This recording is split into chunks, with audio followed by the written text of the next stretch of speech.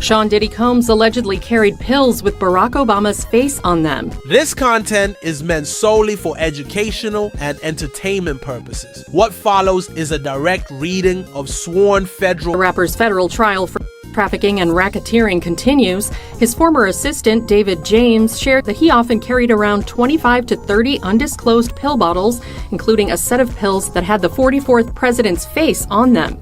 James said on the witness stand per People magazine, who had reporters in the courtroom, there were various pills, but one was in the form of a former president's face. And when asked to specify the former United States leader, James noted President Obama.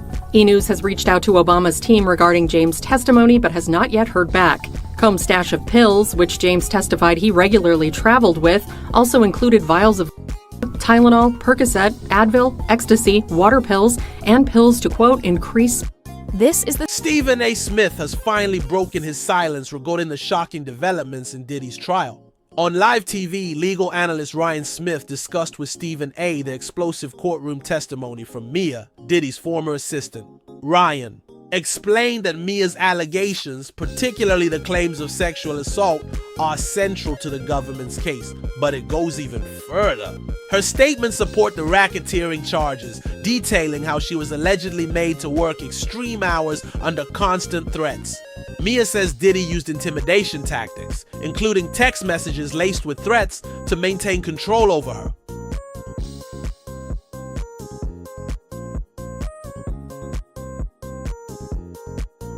Combs had 3 handguns in his lap.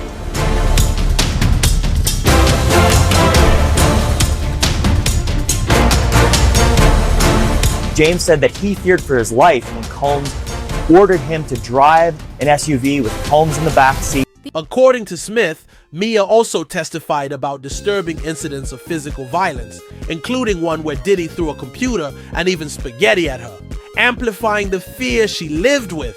Her account aligns with some of the abuse claims previously made by Cassie, building a broader narrative of Diddy allegedly operating a criminal enterprise. The prosecution claims this network not only carried out illegal activities but also helped conceal them.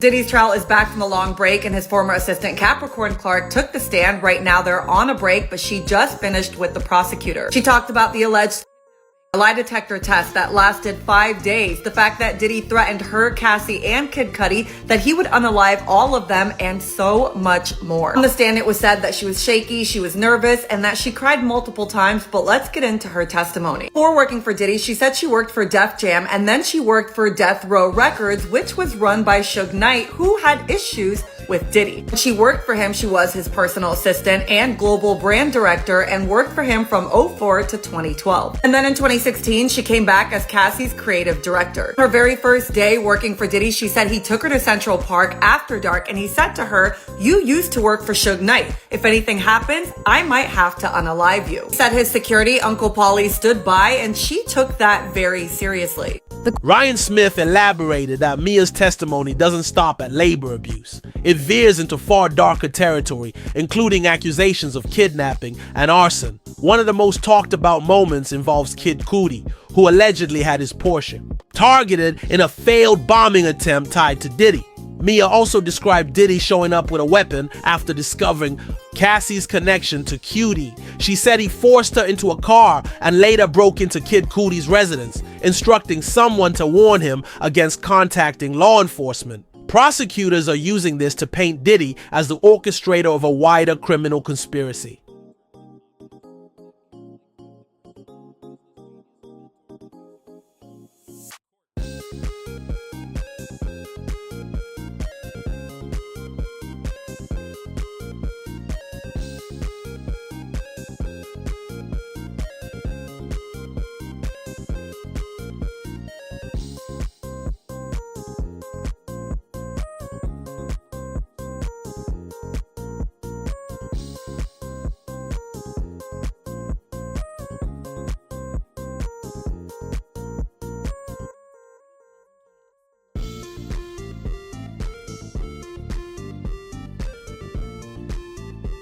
Said she told Diddy, I didn't have anything to do with that stuff, but they objected, so we have no idea what she was going to say. She was asked if she had ever seen Diddy with a weapon, and she said yes, and it was a time where Diddy had issues with 50 Cent. She said there was an elevator ride in the early 2000s after an MTV event. Diddy had just appeared alongside 50 Cent, and things had gotten awkward, and he turned to his manager in the elevator and he said, I don't like all the back and forth, I like pew-pews. She said she took that as a real threat. Smith stated that prosecutors aren't just building a case around abuse, they're laying out a blueprint of a man who allegedly led a group that enabled and covered up crimes through intimidation and manipulation. Mia claimed Diddy threatened to expose private details from her past if she didn't follow orders. According to Smith, this is textbook racketeering, a key element in the prosecution's pursuit of the maximum penalty.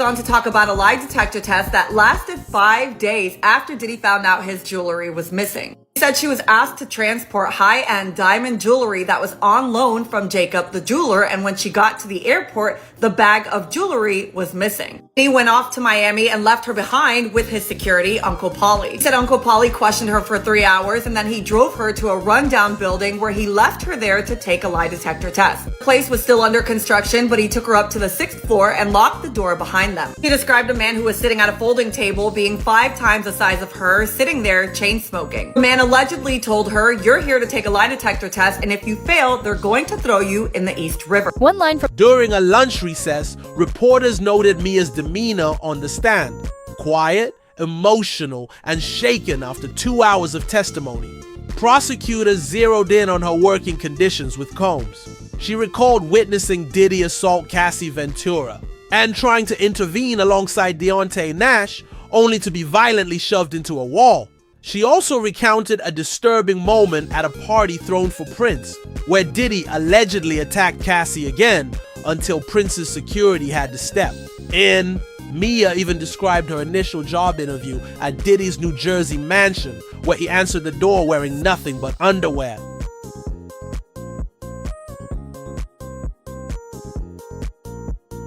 She had wires strapped to her. She was terrified and nervous, and the man said, I can't get a good reading. You need to calm down or you're going in the river. She was taken home later that day, but for 5 days straight, it would continue. Uncle Paulie would pick her up, take her to that building. She would get strapped and have to take the lie detector test. When she returned to work, Diddy never asked her where she had been, and she doesn't know if the jewelry was ever found. Asked why she didn't go to the police, she said she was under an NDA, and Diddy's attorney objected and they had to move on. In terms of working conditions, she said she had to work from 9 a.m. to 4 a.m. On a good day, she'd get 4 hours of sleep.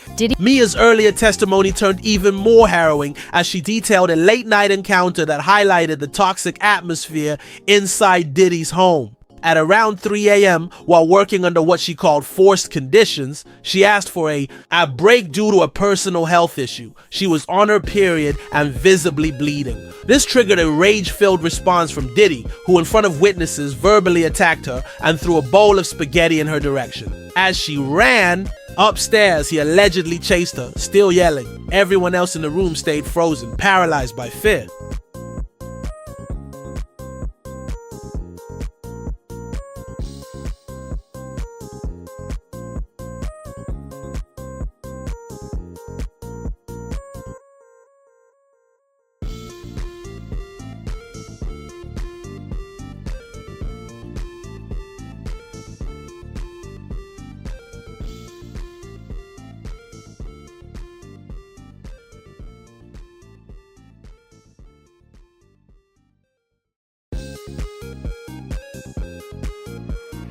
What followed, Mia said, was just as degrading. Instead of confronting Diddy about his behavior, Bad Boy Entertainment's HR department suspended her without pay, blaming her for the incident.